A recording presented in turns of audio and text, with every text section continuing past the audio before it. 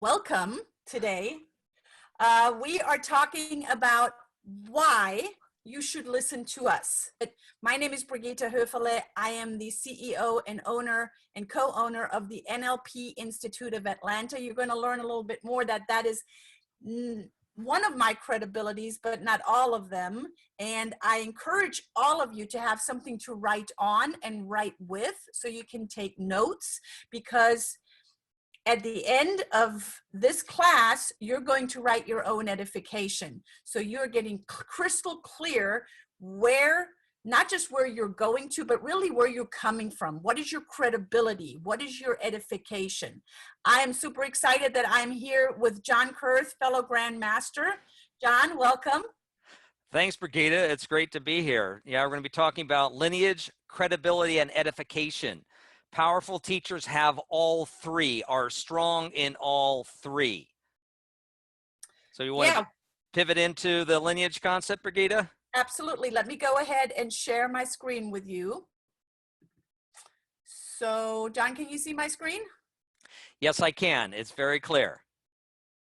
All right. Well, let's get started with the lineage concept. So the concept of lineage is two questions you should ask any potential teacher or trainer. Who taught you, and what's your lineage? Now, lineage in biology is direct descent from a common ancestor.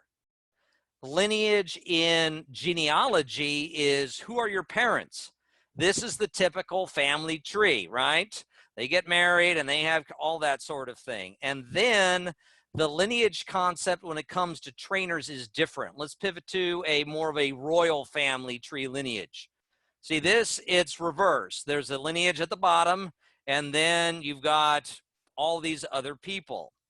So the lineage concept is essential on how you can evaluate and understand more about who your teachers are. The lineage, our lineage, both Brigitta's and mine, are very powerful, and we'll get deeper into that. Next slide, please, Brigitta. So really, lineage answers, who are you and why should you listen to me? Now, who is this man? This is a picture of Bodhidharma, who was the founder of the Shaolin Temple in 800 AD in China. If any of you are big fans of martial arts, the Shaolin Temple was founded by this man. But his impact in Buddhism is even greater. He was the founder of the Chan or Zen school of Buddhism. But the thing is, the lineage concept in Buddhism also applies to teachers. Teacher to student, teacher to student, teacher to student. So it's not who is your parents, who is your teacher, who taught them, who taught them. It was interesting. A couple years ago, I went to a Chinese New Year festival, and there was a martial arts school founded by a Shaolin monk. And before his students demonstrated their prowess, he said this: I'm 35th generation. He could trace his lineage all the way back to Bodhidharma, the founder, in 800 AD. And theoretically from there, he could trace his lineage all the way back to Buddha himself. So teacher to student is very important. Now, there's something that's called a true lineage holder. And a true lineage holder is a teacher who holds the essence of the teachings.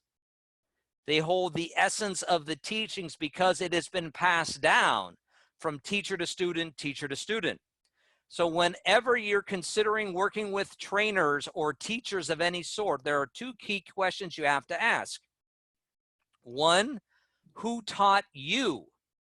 And two, what's your lineage? If the teacher or trainer cannot answer those two questions, it's a big red flag. So Brigitta, let's dive into your lineage. Yes, thank you so much, John. So in NLP, the lineage, my personal lineage goes back to life, and then at the very top is Richard Bandler. Richard Bandler and John Grinder are the founders of neurolinguistic programming. So I can easily trace it back because life, my mentor, who established and founded the NLP Institute of Atlanta in 1986, learned from the master himself. And I learned from Life, who is the master all in itself, because the Institute has been around since 1986. Now, there is something else, because I say I'm a sucker for methodologies. I love education. I'm a teacher by trade and by heart. And I have a Montessori and educational background as well. I built a Montessori school when we came to the United States in 2004.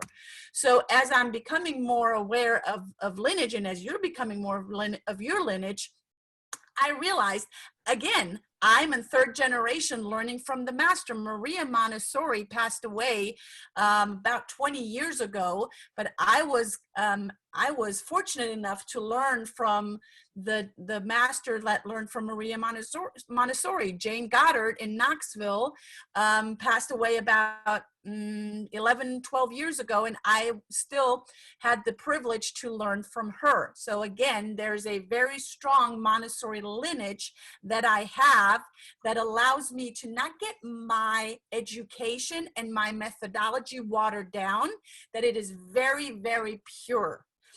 We're going to talk about cultures later on, John, but back to you, because you have an incredible lineage as well. Yeah, so my lineage in neuro-linguistic programming, I'm third generation as well. My mentor, Dr. Donald Moyne, got his PhD in psychology at UC Santa Cruz with Richard Bandler. When Dr. Moyne graduated, there was an executive vice president for a large Wall Street firm that read his dissertation and hired Dr. Moyne to ride along with their top producing salespeople, deconstruct what they were doing linguistically and behaviorally from an NLP standpoint, synthesize it into the scripts, and then roll it out to their entire sales team. Dr. Moyne studied directly with Richard Bandler.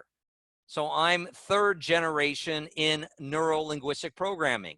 That's why the teacher to student lineage is so important, because the essence of the teachings are transmitted. They aren't watered down. They aren't diluted, because you've learned from a teacher to student.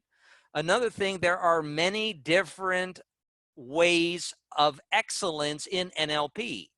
Part of the reason why Brigitta and I work so well together is she's an NLP grandmaster in her own right. She just has a different lineage. I am an NLP master in my own right. I have a different lineage. There isn't rivalry over who taught you or none of that. She's third generation, I'm third generation. Different lineage.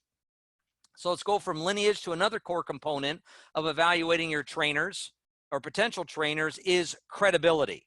So let's pivot to the next slide on credibility. In the dictionary, I don't think I have a slide on credibility. Okay, all right. Well, we're all credible. In the dictionary, credibility has two definitions. First is, one, capable of being believed. The second definition of being credible is worthy of confidence, reliable. So your teachers need to be believable and worthy of confidence. A little bit about my business credibility, because you have to have the academic, the NLP training, which is totally pragmatic and hands-on, and the real-world business entrepreneurial experience, and put them together. So I'm president and founder of my own company, Syntactic Sales Scripting. More than 20 years of experience in professional selling. I'm a globally based sales trainer. I've worked in Asia. I will go over a little bit about that later later in the talk. I teach multi-day workshops, 1, 2, 3 day. Brigitta and I just finished a multi-day workshop for advanced NLP trainers back in October. It was fantastic. And I'm also publisher of a book, What Are Your Words Wearing? So that's a little bit about my credibility. And Brigitta, your credibility is equally as impressive. Yes. So my credibility goes back to, I started a business in Germany, brought the business to the United States while I had a toddler, and soon after that, I became pregnant again. So while having 2 young children, I built a very strong and successful business, which is a Montessori school. And I built them basically for my own children, for my own family. Today, this school, which I have sold the capital shares of it, is very successful. So I have built businesses, I have sold businesses. The school is one of the businesses that I have built and that I have also sold. I also own the NLP Institute of Atlanta, which is an established business since 1986. I actually did not go and bid for this business to buy. The owner, Leif Roland, who is in direct lineage to Richard Bandler, came to me and said, "Hey, Brigitta, I have been watching you. You're very successful. You have been teaching from stages all around the world as the fast-track female trainer. Do you want to buy my business?" And I said, "Life, I actually wasn't looking for something." And yet he saw so much that he wanted to give me his business, his baby, his precious facility to continue and carry on the legacy. So One thing I would quickly like to add there is Leif recognized just how strong you were. He would not have made that offer to just any student. He made the offer to you. So it's all about becoming very clear on what your abilities are and how visible also you are, not just the credibility, but also the visibility, and how are you adapting your knowledge that you have gained, and how are you going through the 3 stages of learn, do, teach, learn, do, teach, learn, do, teach. Let's go into the edification. Mm-hmm. And the edification, the definition of to edify is to instruct or enlighten so as to encourage intellectual or spiritual improvement. So how do we instruct our students to encourage intellectual improvement?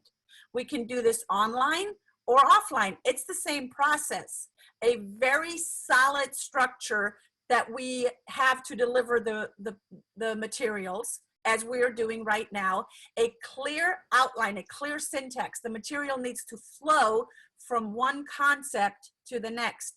Content-rich material. It is all meat on the bones. It is not fluff. It is not cotton candy. Practical hands-on materials that you can apply immediately to your life in business and in your personal life. And NLP is really for both. It is not just business, it's your personal life as well.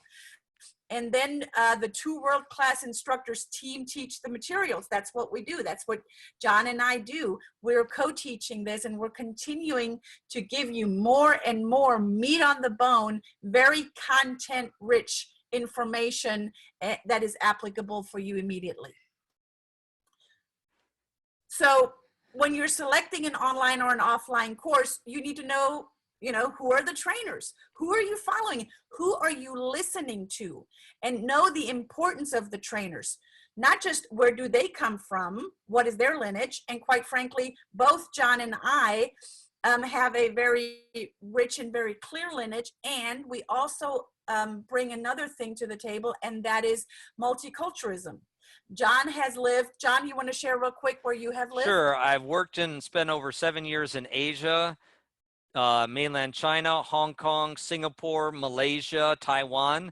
So I'm multicultural in the delivery, because that's critical when you're training someone, because certain frameworks from people who lived in Asia, you have to make certain adjustments to how you're teaching the material, or how you're teaching the material to someone from Europe or Germany. You know how to do that right.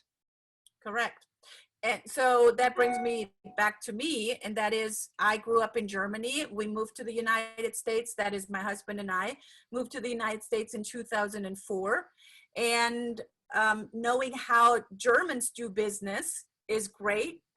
When we do something, we do it very thorough. I mean, come on. We got Audi, we got Porsche, we got Mercedes, we got BMW. Those are 4 great cars right there. There are a lot of great engineering that comes out of Germany. So as a German by heart and by birth, yes, we are very thorough. So that just adds another layer of the lineage and of the edification and of the credibility. So knowing who taught you, or who are you listening to and who taught them, and what is their lineage. If you don't know what their lineage is, run or ask. And if you're not getting an answer, run then. Credibility is the new currency for our trainers. Do the trainers have real world experience? Did they just start? Did they just read some books and they just know it by theory? You know, between John and I, I'm going to say we have a good, 65, 70 years of experience combined under our belt. Yep. So the question is also that you want to ask yourself and ask the trainers that you're listening to, are they worthy of the confidence that they're bringing? Or is it just a lot of fluff? Or is it maybe even ego? The edification is to instruct, to encourage intellectual and spiritual improvement. Can they teach you the material so you can actually apply it? Does it make sense to you that you can go and immediately apply it in your personal life or your business life or your business life? And can they teach you how to become more successful? Or are they just doing a whole lot of rah-rah and a whole bunch of hot air? And once you listen to them and you tune out, you go, okay, that was a whole lot of hot air. Now what do I do? I'm still not successful. Guys, you're not becoming successful by osmosis. That is not how it works. That's why John and I are so passionate about giving you really good strategies and information in a very fun and in a very strategic and light way. So once you've answered all of those questions, then you will know why you should listen to Brigitta and to John. Just again, the credibility, the lineage, and the edification. Your trainers need all three. And once you know all three, then you can work with them with confidence, and you know you're going to be able to apply it, what they've taught you, either online or offline, to become even more successful. And it's a privilege to be team teaching all of these things with you, Brigitta, because you're a fellow pro. I see the same in you. Thank you, John. Thank you for all the knowledge that you bring. And guys, tune in to the next episode that we have coming up here soon. Thank you, John, again. Thank you, guys. Spread the word, spread the love. Bye for now. All right. Well, let's get started with the lineage concept. So the concept of lineage is 2 questions you should ask any potential teacher or trainer. Who taught you, and what's your lineage? Now, lineage in biology is direct descent from a common ancestor. Lineage in genealogy is who are your parents? This is the typical family tree, right? They get married and they have all that sort of thing. And then the lineage concept when it comes to trainers is different. Let's pivot to more of a royal family tree lineage. See this, it's reverse. There's a lineage at the bottom, and then you've got all these other people. So the lineage concept is essential on how you can evaluate and understand more about who your teachers are. The lineage, our lineage, both Brigitta's and mine, are very powerful, and we'll get deeper into that. Next slide, please, Brigitta. So really, lineage answers, who are you and why should you listen to me? Now, who is this man? This is a picture of Bodhidharma, who was the founder of the Shaolin Temple in 800 AD in China. If any of you are big fans of martial arts, the Shaolin Temple was founded by this man. But his impact in Buddhism is even greater. He was the founder of the Chan or Zen school of Buddhism. But the thing is, the lineage concept in Buddhism also applies to teachers. Teacher to student, teacher to student, teacher to student. So it's not who is your parents, who is your teacher, who taught them, who taught them. It was interesting. A couple years ago, I went to a Chinese New Year festival, and there was a martial arts school founded by a Shaolin monk. And before his students demonstrated their prowess, he said this: I'm 35th generation. He could trace his lineage all the way back to Bodhidharma, the founder, in 800 AD. And theoretically from there, he could trace his lineage all the way back to Buddha himself. So teacher to student is very important. Now, there's something that's called a true lineage holder. And a true lineage holder is a teacher who holds the essence of the teachings. They hold the essence of the teachings because it has been passed down from teacher to student, teacher to student. So whenever you're considering working with trainers or teachers of any sort, there are two key questions you have to ask. One, who taught you? And two, what's your lineage? If the teacher or trainer cannot answer those two questions, it's a big red flag. So Brigitta, let's dive into your lineage.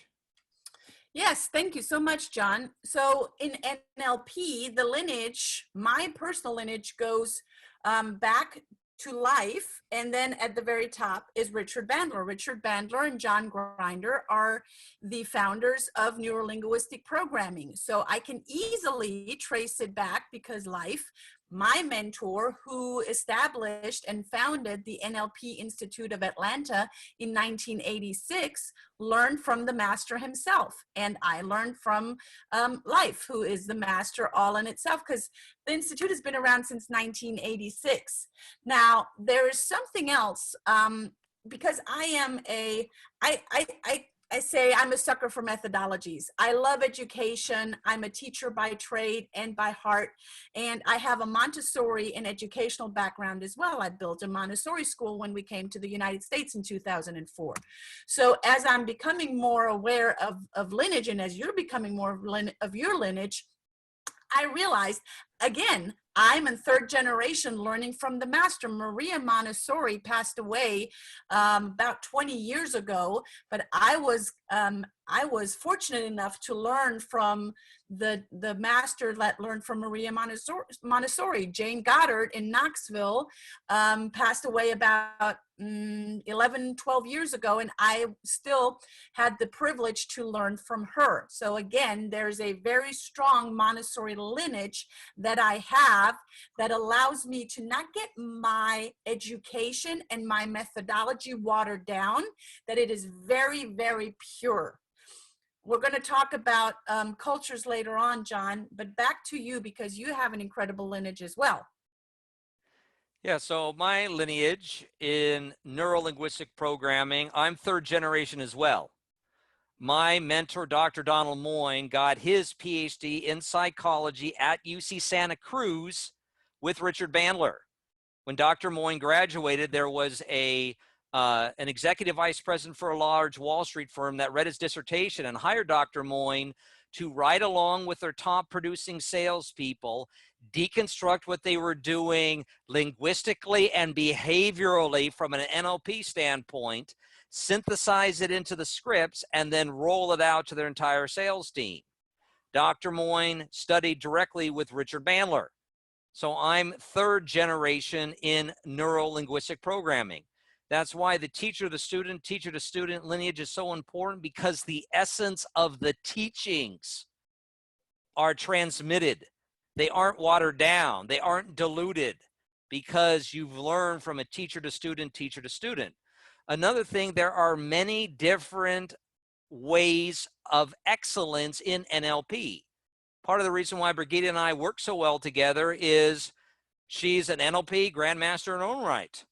She just has a different lineage. I am an NLP master in my own right. I have a different lineage. There isn't rivalry over who taught you or none of that. She's third generation, I'm third generation. Different lineage.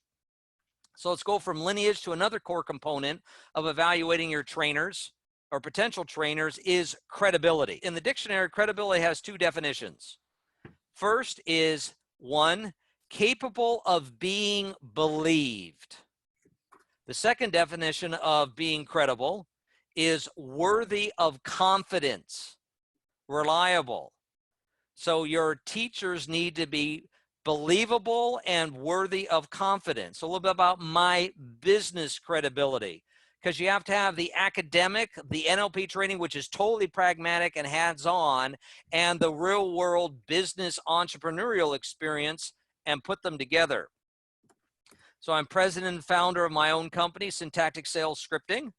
More than 20 years of experience in professional selling.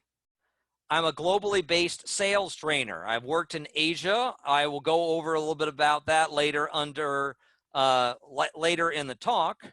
I teach multi-day workshops, 1, 2, 3 day. Brigitta and I just finished a multi-day workshop for advanced NLP trainers back in October. It was fantastic. And I'm also publisher of a book, What Are Your Words Wearing? So that's a little bit about my credibility. And Brigitta, your credibility is equally as impressive. Yes. So my credibility goes back to, I started a business in Germany, brought the business to the United States while I had a toddler, and soon after that, I became pregnant again. So while having 2 young children, I built a very strong and successful business, which is a Montessori school.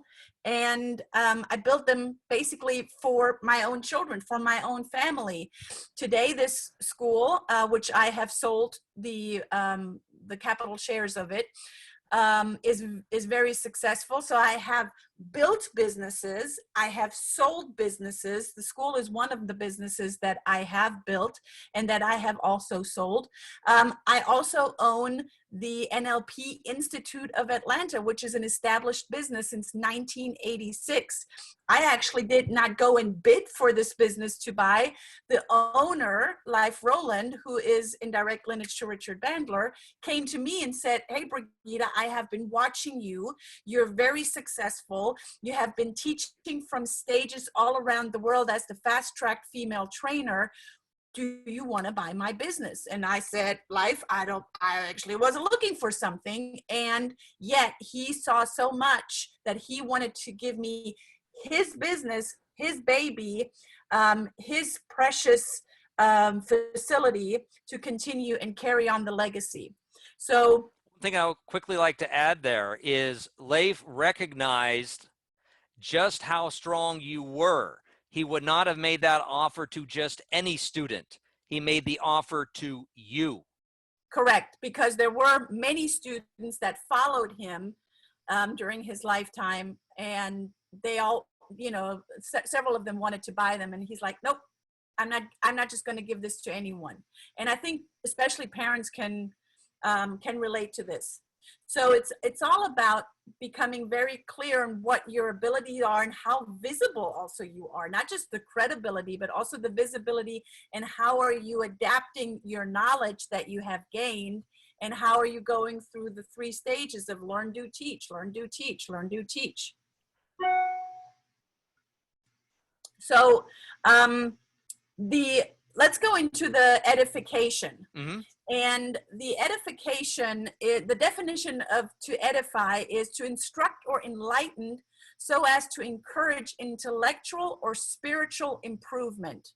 So how do we instruct our students to encourage intellectual improvement? We can do this online or offline. It's the same process, a very solid structure that we have to deliver the materials, as we are doing right now, a clear outline, a clear syntax. The material needs to flow from one concept to the next. Content-rich material. It is all meat on the bones. It is not fluff. It is not cotton candy. Practical hands-on materials that you can apply immediately to your life in business and in your personal life. And NLP is really for both. It is not just business, it's your personal life as well. And then the 2 world-class instructors team teach the materials. That's what we do. That's what John and I do. We're co-teaching this, and we're continuing to give you more and more meat on the bone, very content-rich information that is applicable for you immediately. So when you're selecting an online or an offline course, you need to know you know, who are the trainers? Who are you following? Who are you listening to? And know the importance of the trainers. Not just where do they come from, what is their lineage, and quite frankly, both John and I have a very rich and very clear lineage, and we also bring another thing to the table, and that is multiculturalism. John has lived. John, you want to share real quick where you have lived? Sure. I've worked and spent over 7 years in Asia, mainland China, Hong Kong, Singapore, Malaysia, Taiwan. So I'm multicultural in the delivery, because that's critical when you're training someone, because certain frameworks from people who lived in Asia, you have to make certain adjustments to how you're teaching the material, or how you're teaching the material to someone from Europe or Germany. You know how to do that right. Correct. And so that brings me back to me, and that is, I grew up in Germany. We moved to the United States. That is, my husband and I moved to the United States in 2004. And knowing how Germans do business is great. When we do something, we do it very thorough. I mean, come on. We got Audi, we got Porsche, we got Mercedes, we got BMW. Those are four great cars right there. There are a lot of great engineering that comes out of Germany. So as a German by heart and by birth, yes, we are very thorough. So that just adds another layer of the lineage and of the edification and of the credibility. So knowing who taught you, or who are you listening to, and who taught them, and what is their lineage. If you don't know what their lineage is, run or ask. And if you're not getting an answer, run then. Credibility is the new currency for our trainers. Do the trainers have real world experience? Did they just start? Did they just read some books and they just know it by theory? You know, between John and I, I'm going to say we have a good, 65, 70 years of experience combined under our belt. Yep. So the question is also that you want to ask yourself and ask the trainers that you're listening to, are they worthy of the confidence that they are bringing? Or is it just a lot of fluff? Or is it maybe even ego? The edification is to instruct, to encourage intellectual and spiritual improvement. Can they teach you the material so you can actually apply it? Does it make sense to you that you can go and immediately apply it in your personal life or your business life or your business life? And can they teach you how to become more successful? Or are they just doing a whole lot of rah-rah and a whole bunch of hot air? And once you listen to them and you tune out, you go, okay, that was a whole lot of hot air. Now what do I do? I'm still not successful. Guys, you're not becoming successful by osmosis. That is not how it works. That's why John and I are so passionate about giving you really good strategies and information in a very fun and in a very strategic and light way.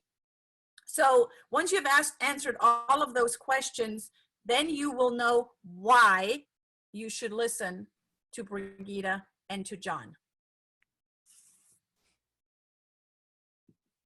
John, do you have anything to add? Just again, the credibility, the lineage, and the edification.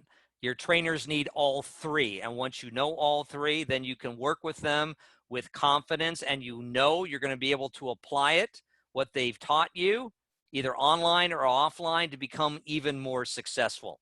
And it's a privilege to be team teaching all of these things with you, Brigitta, because you're a fellow pro. I see the same in you. Thank you, John. Thank you for all the knowledge that you bring. And guys, tune in to the next episode that we have coming up here soon. Thank you, John, again. Thank you, guys. Spread the word, spread the love. These are free classes that we have for you. Bye for now. Published book, What Are Your Words Wearing? So that's me in a nutshell. Brigitta and I have known each other for over 4 years now, and we've worked closely together. So it's a privilege to be sharing this content, Brigitta, with the people on this Facebook live stream. Yes, well, I'm excited that you guys are here. We're also recording it. Joe is asking, how can you mute yourself? You see yourself in a little thumbnail. All the way at the top right, there are two little blue boxes, and one says mute, unmute, and one says share or unshare your video. Guys, we feed off of your energy. I am all about energy. John is all about energy. Share your smile, share your beautiful face, share your workspace that you are right now.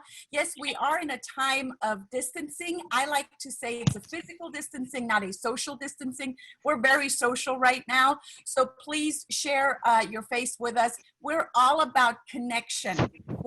We are people that are thriving to be connected to each other. And that's what we're bringing to you right now, connection. So please, please, please mute yourself, but do share. Joe, thank you so much. Do share your beautiful face. So many incredible people on this call today. So John, thank you again for being here. I don't have my script in front of me. Will you please just hold me accountable to the time as well? We're going to be very mindful of your time. My name is Brigitta Höferle. I'm the CEO and owner of the NLP Institute of Atlanta. We work with people in Atlanta, but not just in Atlanta. We are throughout the United States and also internationally. I do some work, do actually a lot of work in Germany as well. That's where I come from. My background is in education. I'm a sucker for methodologies and for training. I have been the fast track female trainer for the largest self-development company in the world, just so you know a little bit about who I am. And man, John, I just can't believe how many people are really taking advantage of our call today. So thank you for being on. There are Mia. If you would mute yourself, and I'm going to go ahead and mute some people here as well. So you John, might be able to do a pan mute of everybody from your end. Yes, and I just did that. Okay, great. Oh, I thought I did. Have it in basically. Okay, John. Now I hope I didn't mute you. So bear with us, guys. Yeah, because I did that. Okay, you're unmuted. Okay. Take it away, John. All right. Well, today we're talking about bridging the gap, how to navigate your business through changing times. There's this wonderful quote from William Shakespeare. Sweet are the uses of adversity. Sweet are the uses of adversity. That has everything to do with the times we're in right now. So today, Brigitta and I are going to take you across the bridging the gap of uncertainty in 5 steps. And what I want to make clear to you is an important distinction, because NLP is all about language. The title is Navigating Your Business Through Changing Times, not navigating your business during changing times. Navigating through is all about the locus of control. You have more choice, more power, you have more decision ability and response ability than you thought possible. That's why that is so important. The locus of control is on you. Contrast that with managing your business or navigating your business during changing times. During, you're a victim. During, you're just hunkering down and waiting it out. So you have the locus of control is outside of you, but navigating your business through changing times, you have the locus of control. So I want to ask everyone on this call a question. Do you want to be a victor or a victim? The victors, the people that own their power, own their locus of control, are best able to take advantages of this adversity. Brigitta, why don't you take us through the bridge? You've got some great images for us to take the people through. Absolutely. And before I do that, guys, I want to hear from you. Are you a victim or are you a victor? Thank you, Samantha. Samantha already went through Victor, Joshua. Yes, come on. Share in the chat box. There's a chat on the very bottom. There's a little bubble, speech bubble, and you can click on it, opens the chat window. So share with us. Are you a victim or are you a victor? I'm going to assume, John, that most people on this call, I'm going to even say everyone on this call is a victor because they are here. They're willing to learn. They're willing to open up their brain and say, you know what? I want to learn more, because eventually, and I apologize for wiping my nose all the time. I have a little bit of allergies. Eventually, we're going to get out of this. So the choice is yours, and we're going to talk a little bit about choice. And I very intentionally chose the background of my green screen today for all of you victors. And you are the victors, and you are also there to create a ripple effect. So people are looking up to other people that are taking leadership positions, that are having more knowledge, and that are having more strategies that will take them out of their funk, out of their stuck state, out of their dilemma that they are in right now. So yeah, as I thought, John, everyone is a victor. So let me share my screen with you guys. And I am going to go right here. Can everyone see my screen? I'm going to go ahead and start the slideshow. And it's a very, very small little slideshow as well. As I'm not going to give you death by PowerPoint. So this is the overall bridge. And as you see on the very left-hand side, the bridge is in what? A fog. How often do we find ourselves, me included, in a fog? Now we can decide if we want to stay in the fog, in the stuck state, in the almost hopeless state, especially in a time of uncertainty as we have right now, or do I want to get out? So it starts with a conscious decision and an awareness. I'm actually stuck. Many of us are stuck in a house right now or in an apartment. That's something that is out of our control, right? Going out for a walk, keeping your physical distance to others 6 feet, that is something that you can do. We cannot undo what is happening right now. It's not in our control. So we must focus what is in our control and really maintain that focus of what is my control right now. So it starts with the awareness, okay? No one likes to be in a stuck state. Too many people are staying in a stuck state because they don't know the bridge to get the hell out of there. Then once we are aware, we can take that state, and some of you might be familiar when I say, because you've worked with me before, change one modality, change them all. A modality can be a physical way that we are being, that we're moving, that we might be sitting, that we might have our head down, or something that we're thinking or something that we're saying. So if we change one way of our modality, the others will most likely follow. So if I'm sitting like this and I have my shoulders down and everything is hopeless, what if I move my shoulders back? By changing my physiology, my vision goes up, and I'm getting out of my stuck feeling and looking upward, right? So now we're taking the step out of this hopelessness. And now we're going into the next step. Now, see, I'm not taking you from totally stuck into total bliss. That's not how it works, guys. And most people try to do that, and then they get what? Frustrated. Exactly. So taking you step by step, going into somewhat of a grim pessimism. Okay, I'm in this situation. It's not okay. I just don't know where that next step is. At this point, you don't need to know exactly. You just need to be able to take that next step. Out of that, you get the fog starting to lift as you see the background picture. You're starting to see, okay, there's more to come. The fog is starting to lift, and you're getting in somewhat of a neutral state. Let me check really quick. I'm gonna stop sharing my screen just for a second. Sorry, you guys, because there are more people wanting to come in, and I need to admit them with the way that Zoom works right now. Okay, here we go. One thing I want to add while you're admitting those people, Brigitta, is that when you typed in you were a victor in the chat box, you are declaring it to yourself, to everyone else onto this call, to Brigitta and myself. Chatting that in and declaring you are a victor is huge. Yes, thank you for that, John. Absolutely. A declaration to yourself, and you can do this. We're giving you strategies that you can do every day. They're not hard. You just have to be aware that they're there, and we're giving you that awareness. So going now into that neutral state of, okay, I have a choice now. I have a choice to go back and be stuck again and to be hopeless and to, oh, woe is me, or I can continue to move this bridge that's behind me forward over to the side where the sun is shining.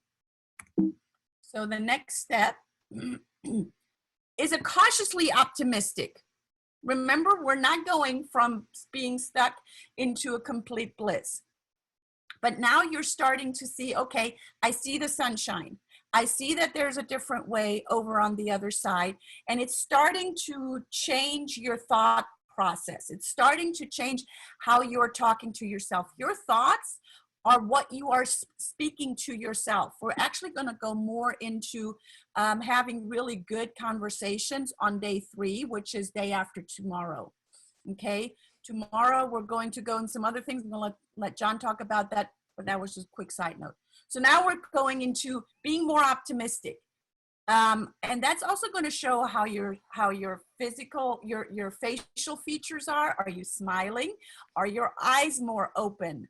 Are you more open to opportunities, or are you more closed and just looking at the challenges? That's a choice, guys, especially right now. Do you want to focus on the challenge that you have, or do you want to focus on the opportunities that you have? And then lastly, we're going all the way over to the empowered state to, okay, so now with all of these opportunities that I have, I might be stuck in my home, but I have a computer. You guys are all in front of it. I have opportunities to go on Facebook Lives, to go on Udemy, to go on YouTube, to learn from experts like John and myself. You are now looking at what you can do to prepare once we get out of this crisis. And you have taken the first step. Congratulations, high five. And I'd like for you to congratulate yourself in the chat box right now while I stop on sharing. So congratulations to all of you guys for being here. Back to you, John. One thing I would like to talk about is the concept of mirroring and matching. You may be familiar with it from previous NLP trainings and may be new to you. But mirroring and matching works face-to-face, over the phone, and over the webinar. Because remember, we are hardwired for that. We will mirror and match the emotional energy and states of those around us. People buy confidence, people buy certainty. You just need to be 5% more confident, 5% more certain than the people around you, and they will buy from you. 5% more confident, 5% more certain, and people will follow you. That's about leadership. But mirroring and matching, we are hardwired for that. And one thing I'd like to mention about confidence is contagious. Confidence is even more contagious than fear is. Why? Fear is stuck. Fear feels awful. Fear feels like you're a reptile. Confidence, you're moving away from what feels bad into something that's more positive. So confidence is even more contagious than fear is. And we're all talking about getting yourself into a more resourceful state, not in an absolute resourceful state, just a more resourceful state. And just a shift from into a more resourceful state, from confidence into more certainty, will transform everything around you. Brigitta, what'd you like to add about mirroring and matching and taking us through the home stretch? John, I'm glad that you asked that, because in one of our NLP tribe calls, I think it was Joshua, this is our mastermind program that we have for some of our elite clients. Joshua asked, how do you build rapport if you're only on the phone? And I'm so glad that he asked that, and I answered it in that call, and I'd like to answer it now. And we're going to go through that again within the next 5 days that we still have together. But that is, you got to be flexible enough. You got to have words that will reflect the person that you're talking to. Now, that's a deeper concept that I'm not going to go in right now, but I love that question, because that is also mirror and matching.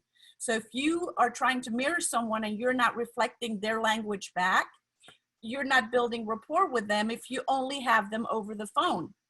Because if we go by the Moravian communication model, we have 7% is words, especially in a highly emotional state, which we are in right now. 38% is tonality, and 55% is body language. 55% is over half of the rapport building portion that's missing when we're on the phone. We only have tonality and we only have words.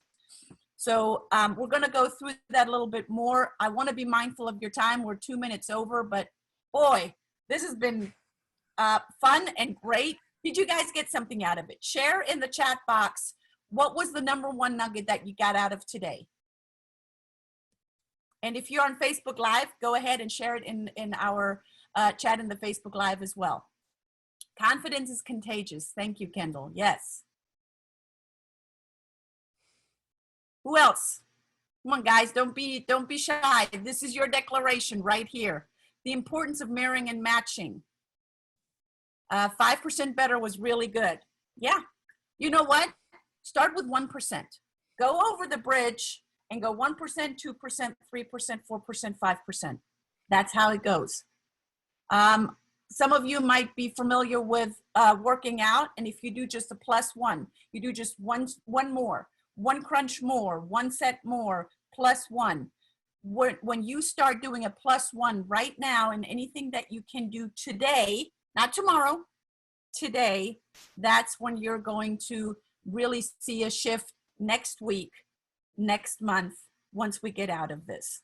The success that you are experiencing today is something that you did 90 days ago.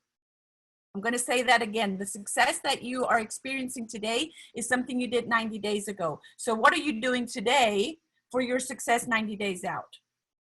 I'd like for you to think about that, and I'm going to turn it back over to John. John, we're going to see each other tomorrow again, same time, same place.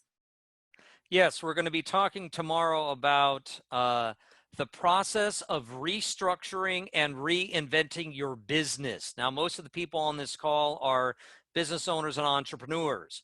The business models have changed. Everyone's business model has changed over the last 4 weeks. So we're going to talk about restructuring and reinventing your business, your career, and your life.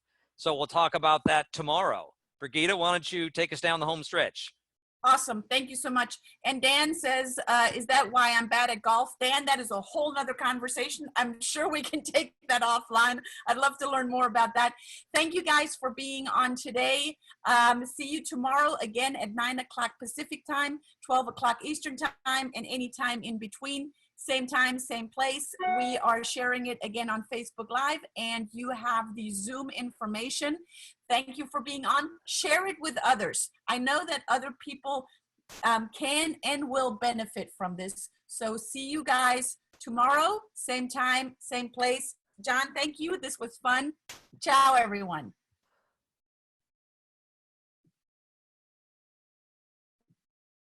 And welcome to our second of 6 series NLP Bridging the Gap course/class. I'm super excited that you guys are here. There's still people coming in as we're letting them into the Zoom room.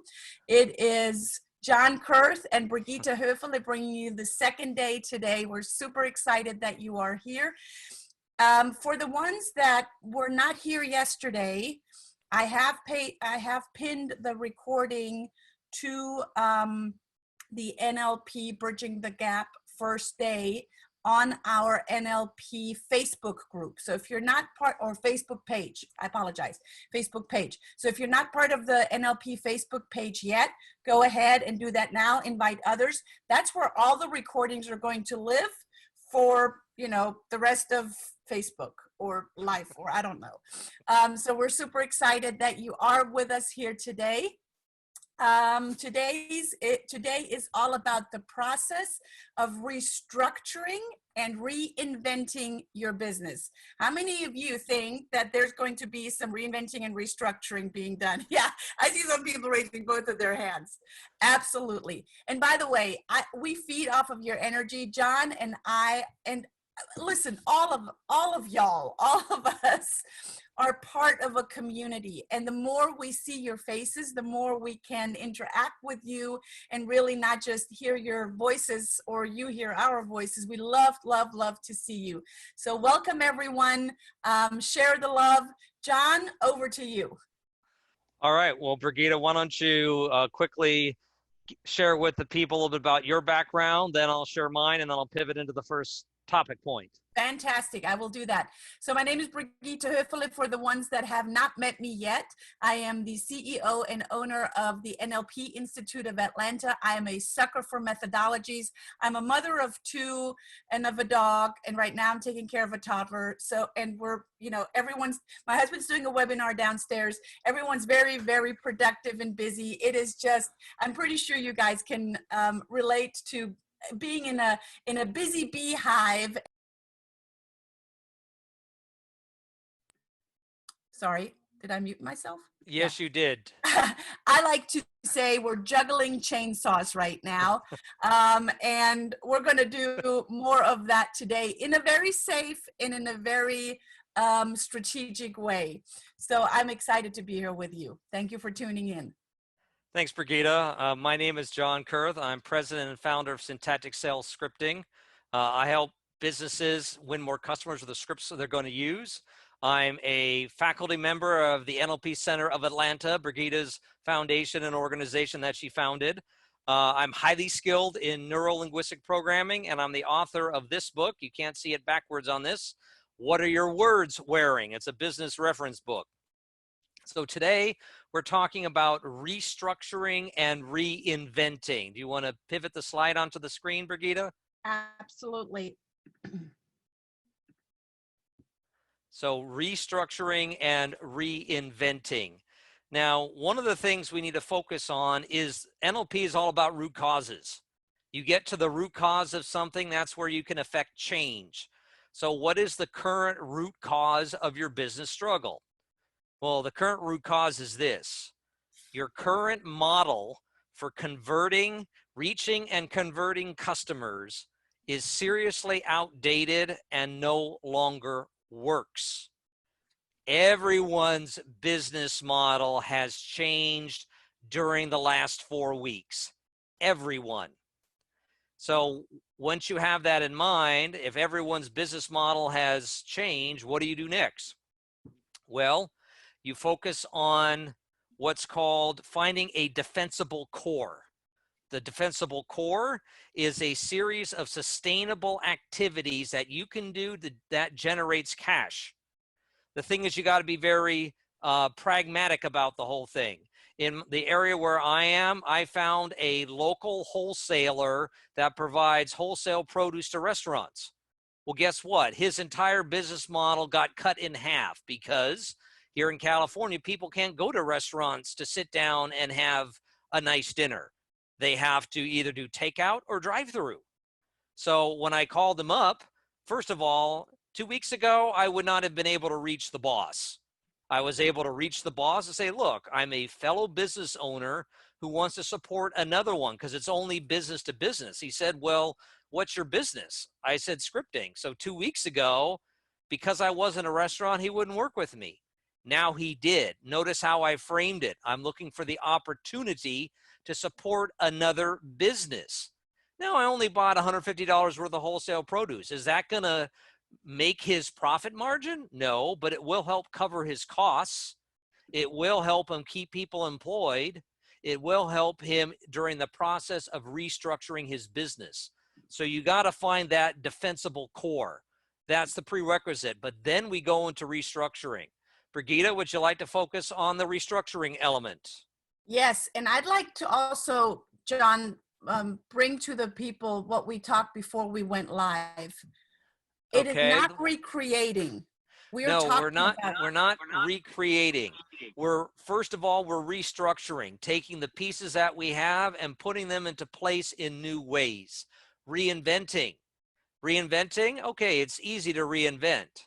We're not talking about recreating, because once you hear the word, I got to recreate myself, whoa, oh my gosh, I got to recreate, what am I going to do? No, you're finding the defensible core, then you're restructuring, then you're reinventing. That's the process. Awesome. Thank you. So restructuring, and notice we're saying restructuring. It is ongoing. It is not a restructure. This is what we're doing now. And as you see on the slide, we chose H2O, which is water. And I'm going to go into that in a little bit. We are putting new pieces into place because the pieces that we had in place with the old normal is not necessarily going to work with the normal that we have now and the new normal that we are creating in the future. So we are looking at who we are in our being and what we have to offer and what we are offering. And we are perhaps changing elements of it, but not necessarily changing everything. We're not recreating the whole thing. So integrating other parts in your business into a new structure, not a new business. This is not about creating a new business. So there is the parts integration exercise that I'm not going to go into right now. Simply, we don't have time, but we're going to give you a whole lot more nuggets as we move forward. So I really want to make the distinction. Before I do that, I want to ask you guys, how many of you heard or maybe have had that before where you want to see change? How many of you want to see change? Right now we're all we're all in let's change something here. We got to get out of the house. Well, it's not safe right now, so let's just stay put. But how many of you are really open to change yourself? Like everyone says, yes, there needs to be change, right? But then when one is asked, well, do you want to change? They're like, well, let me kind of crawl under my desk. So change is going to be inevitable, or change already is inevitable. So right in the sorry, I'm trying to admit other people. Right in the chat box, I am open to change, or open to change. Share it with us that you are open to change. So while you do that, I'm going to go into my slide, and you see a ice structure. Your ice structure represents what you were before we went into a lockdown / a shelter in place. The distinction is here of how fluid water is, and in which elements fluid can go, and in which elements water can get into. So we're starting out with a structure. Here is a beautiful structure of a, just lost the word, starts with P for it. Well, you guys know what I mean. It's a beautiful ice sculpture. Once the sculpture gets too warm, what happens to the ice? It melts. Correct. So now it's going from being very solid into a fluid element. Ice itself is rigid and fixed. Right now, rigid and fixed does not serve us. We need to become more like water and be more fluid and flexible, because water flows and it is flexible. That's where we are right now. So as you are restructuring your business, as you are restructuring your strategies and how you're doing business right now, it would be very beneficial for you to flow like water, wouldn't it? So allow yourself to be this beautiful ice sculpture, and now to melt into some very nourishing water, and perhaps get a little bit hotter to then go back to be water, and then ultimately go and become a different sculpture. I very intentionally chose a different sculpture here as a visual, because you are reinventing, you are restructuring and reinventing yourself. So I want to stop sharing here and tell you guys a quick story of Pyrex. Pyrex being the tempered glass that you can put in the oven, right? So many years ago, way too many years that I might remember how many years ago, the company was phasing to shut down because other companies figured out how to do tempered glass and how to create that kind of glassware for much cheaper. And the executive team said, something's got to give. What else can we do, or else we're going to shut down? We're going to have hundreds and hundreds of employees be on the street. And they put their heads together and they looked at what else can we do with the machines that we have. So they didn't shut down and start a whole new company. They looked with what did they have and what else can they do with those machines. And one genius person in the team said, well, we can create other tempered glass for other things. And that's when they started creating really big contracts. And then when the mobile phone industry started booming, that's where they then put in the idea of the tempered glass. So they didn't completely recreate their business. They took what they had and shifted a little bit over. So my question to you is, where are you restructuring, and are you restructuring? So if you are restructuring, I'd like for you to put in the chat box, restructuring, or I am restructuring, which I am restructuring is a true declaration, and you're declaring it to everyone on this Zoom call, and even more so, hundreds and hundreds and thousands of people are going to watch the recording. So you're declaring it to all of them. And a declaration, as you're putting that out there, that is powerful. Very, very powerful. John, back to you. Good. So after we've gone through restructuring, now we're in reinventing your business.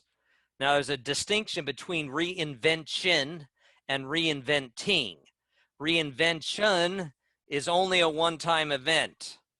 Reinventing is an ongoing process. You need to at least look at the next 3 months of reinventing parts of your business constantly. So reinventing. So you may be reinventing your business processes. You may be reinventing your customer base. What are some new customers that you can go after? Like Brigitta said about Pyrex, going from bakeware manufacturers to cell phone manufacturers, a really tough glass was very valuable. And yes, you may need even to reinvent your business model. Now, reinventing and reinventing is just another word for innovation. Innovation has been one of the key drivers of business growth in any market. So your ability to reinventing and innovation is what's truly going to serve you in the weeks and months ahead. Now let's talk about the chat box declarations. That's what Brigitta talked about. So I want you to type into the chat box, I'm reinventing. I am reinventing. Once you say it like that, you're declaring that and you're owning your power. So many people have disempowered themselves. We need you to re-empower yourselves so you can take action. Brigitta, what would you like to share about the reinventing process? And then you can take us down home. You know what, the reinventing, what we're doing right now, what you're seeing other people doing is exactly that reinventing. It's taking us from, okay, we cannot be together in person, in summits, in courses, in classes, and that's where Zoom comes in, that's where Skype comes in, that's where FaceTime comes in, that's where Facebook Messenger comes in. So look at, and I want to hear from all of you. Look at, what do you have right now? What do you have going for you? Where is your genius? And how can you shift? I'm not asking you to shift a 180. I'm just asking you to shift. Remember, John said it yesterday, 5%. I'm just asking you to shift 1% today, and then maybe 1% tomorrow. But start taking the shift. Start accepting the call that it is time for you to restructure and reinvent and I'm going to hold the space for you. I'm going to be here for you. If there's anything that you need, we're going to continue to give you the strategies. We're going to continue to hold the space for you. John and I are not quitting to give you value after value after value after value. So even after this 6-series class that we're doing with you right now, know that there's going to be ongoing training that we're going to share with you that we would love for you to be part of. So we are here to restructure, reinvent with you, and hold you accountable if you want us to do that. Hold space for you, for us to be, if you want to be part of our mastermind group, whatever it is, we're here for you. All you need to do is reach out in the chat box, reach out via Facebook, Instagram. John is on LinkedIn. I'm on LinkedIn. So let's continue to have that conversation, because only if we are not working through it, we're going to continue to stay where we are right now. A body in motion stays in motion. So please, please, please, guys, do not get stagnant, because a body not in motion also does not move forward. So what are we going to be talking about tomorrow, Brigitta? Tomorrow, we're going to talk about flexibility, one of my favorite topics. So we're going to talk about flexibility, and Jeannie over here is going, yay, because the person with the most flexibility controls the system. And that's what we're all about tomorrow. Guys, thank you so much for being on today. John, thank you for your time. And we will see you same place, same time tomorrow. And please invite other people that are ready to hear this. Let's be flexible, and I will see you tomorrow. Thank you, everyone.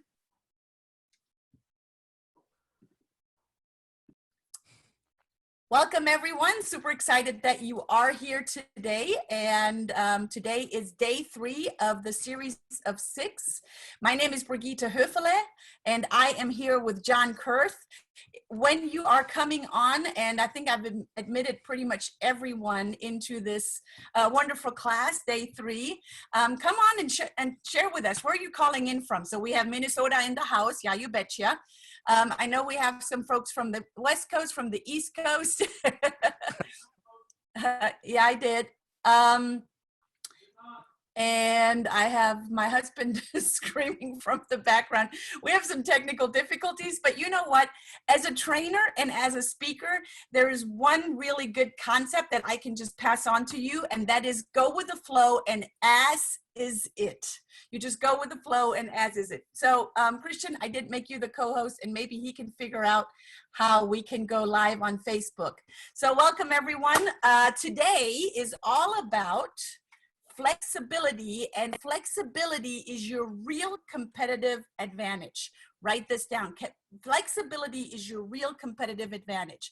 Some of you that have gone through our NLP training or ongoing training, some of you that have been coaching with us know that the law of requisite variety. I'm going to go through that here in a little bit.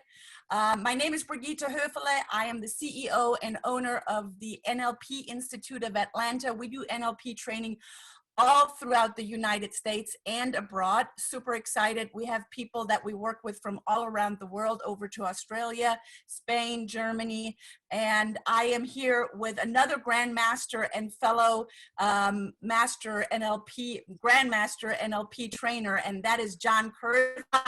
Thank you for being here today. Thanks so much, Brigitta. Just a little bit about myself. I'm president and founder of Syntactic Sales Scripting, the syntax of success. I help people win more customers and keep them coming back with authentic, powerful language that works. I'm also highly skilled in neuro-linguistic programming. Brigitta is a fellow grandmaster, and I say that with utmost respect, with her abilities that you have felt and experienced over the last 2 days, and many of you experienced firsthand. I'm also the published author of the book, What Are Your Words Wearing? Now, this is backwards on the screen, but the title is What Are Your Words Wearing?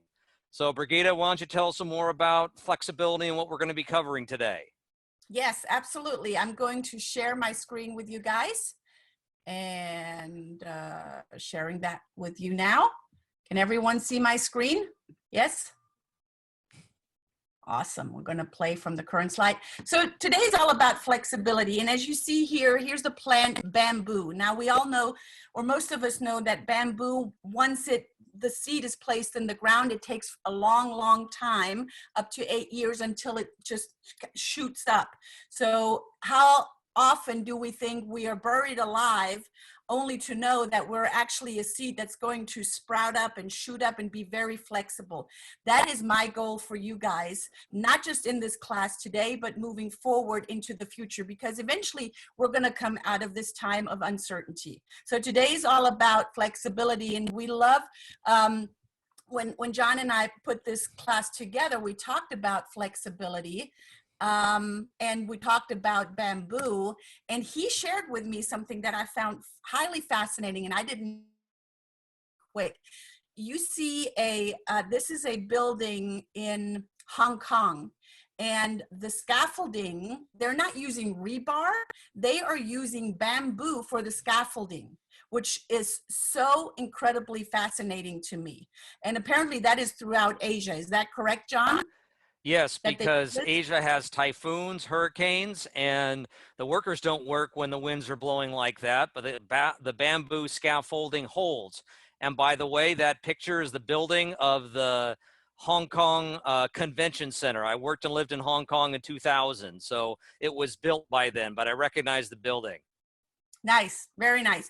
So my goal for all of us is to be as most flexible, that if there is a storm, if there's a typhoon, if there's any kinds of winds, that we can sway with the winds and stay strong and rooted in our roots. Let me further here my screen. So many of you have heard about the Moravian communication model, and Albert Moravian has put communication, especially in a heightened state of emotion, into 3 categories: words, tonality, and body language. So words are 7%, tonality and voice tone modulations and so forth are 38%, and body language is 55%. So imagine people on the phone, they do not see you, they only hear you, and they're mostly probably paying attention to your words. So if words are only 7% and you're not choosing the right words, that is a big problem, and your chances are only 7%. Now let me put some more fuel to the fire here. Our words and our value system and our representational system is made up in a value system, blueprint, action, nurturing, and knowledge, and in a representational system, visual, auditory, kinesthetic, and auditory digital. Those are 8 different value systems and representational systems that we are communicating with. Now, unfortunately, we're not all equipped in firing and communicating in all 8 cylinders. You see a V8 here. Most of us only speak in one dominant representational system.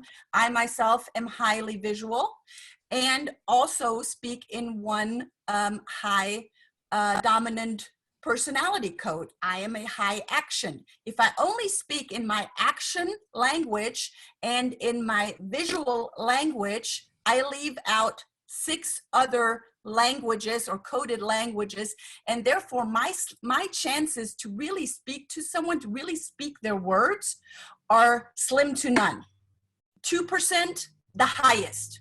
So you becoming more flexible in the words that you are choosing and the words that you're starting to be able to listen to the person that is speaking to you, is going to make you the most flexible person.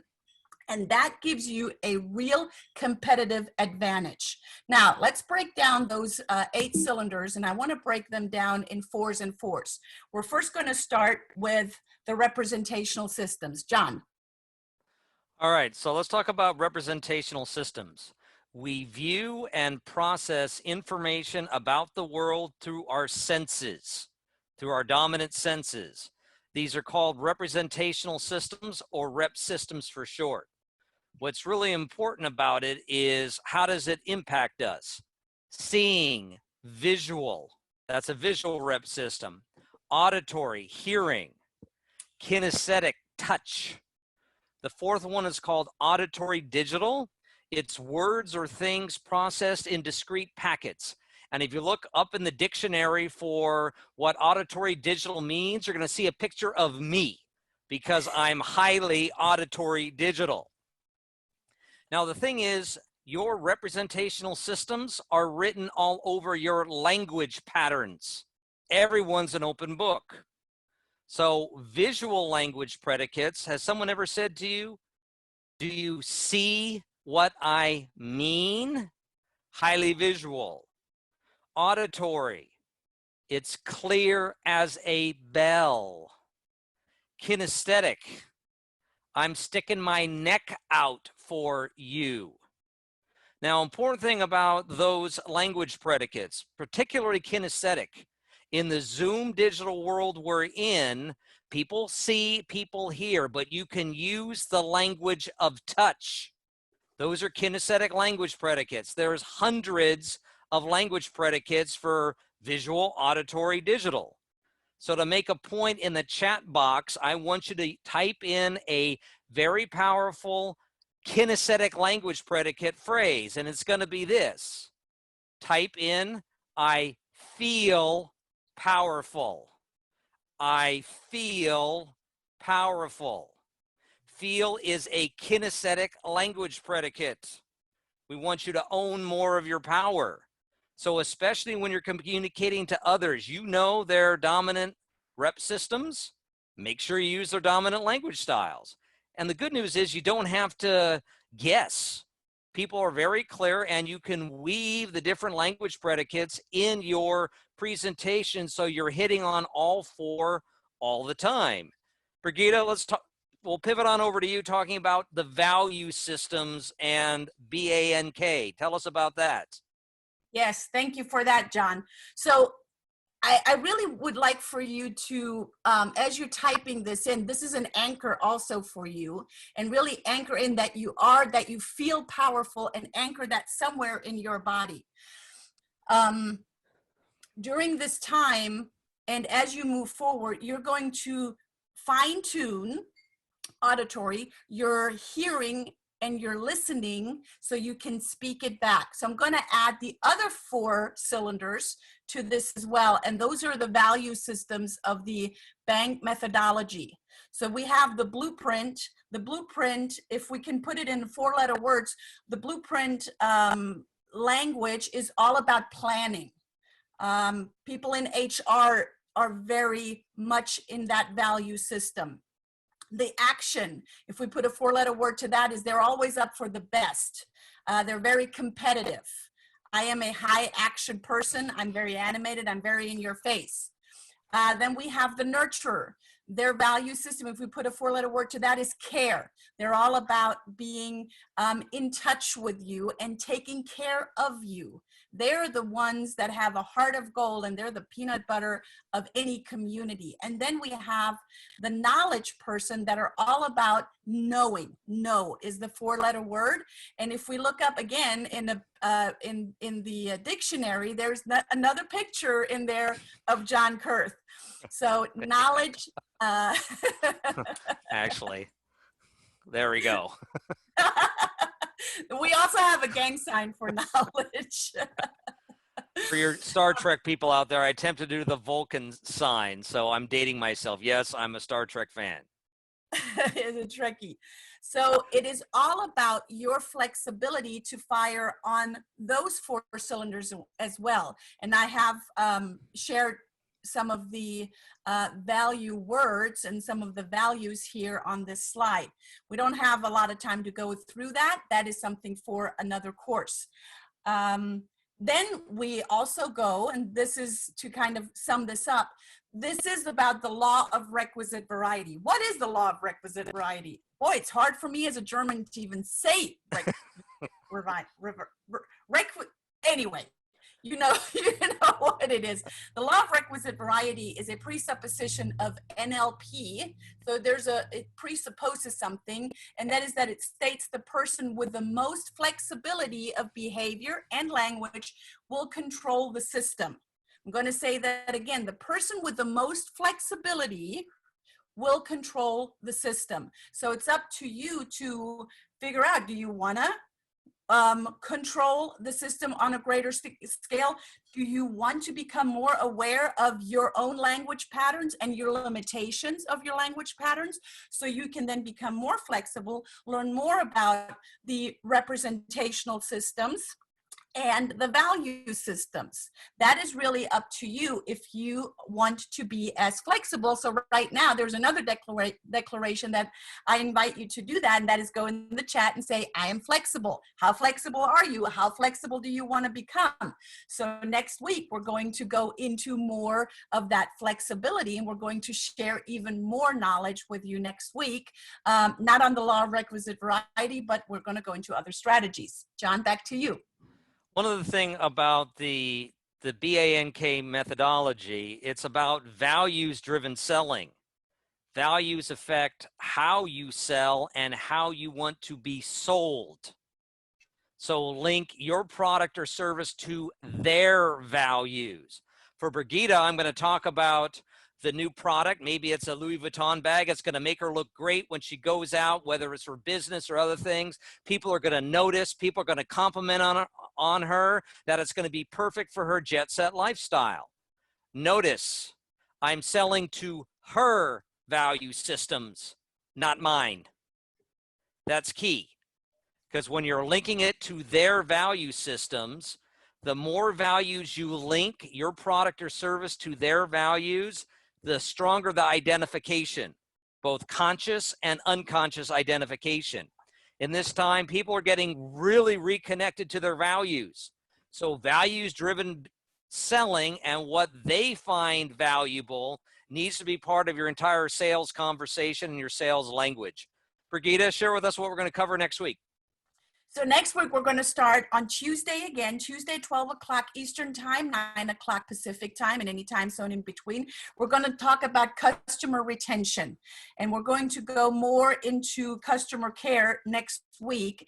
And that is talking to all of you, because we are all in sales. Even if you're not in sales, we're all in sales. We're all about serving the customer. So next week on Tuesday, we're going to go into customer retention.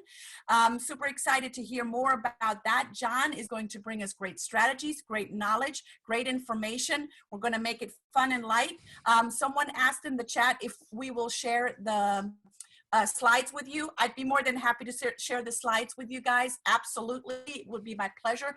I'm going to share them on the NLP Facebook group that everyone can have access to it. So I'm going to share them as a PDF in the NLP Facebook group. Just go to Facebook and type in NLP Atlanta. Also follow us on Instagram, NLP Atlanta. Share the love. We tried to go Facebook live today, and for whatever reason, it wouldn't work today. You know what? I'm just going to share the recording on our NLP Facebook group in the event section, and you can share it away from there. This is all about caring for you and you continuing that ripple effect. So if we're going to, not if, but when we're going to see you on Tuesday, share with us. Are you going to be here next Tuesday? Share in the chat. Say, I'm going to be here. I am here. That is another declaration that you are going to continue to be here. Thank you so much, guys. I appreciate you, John. Thank you for being on. Thank you for being incredible, incredible people and pouring into you and allowing us to pour into you as well. So see you Tuesday, 12 o'clock Eastern time. Thank you, John. Thank you, guys. Thanks, Brigitta. Thanks, Bye-bye. everyone.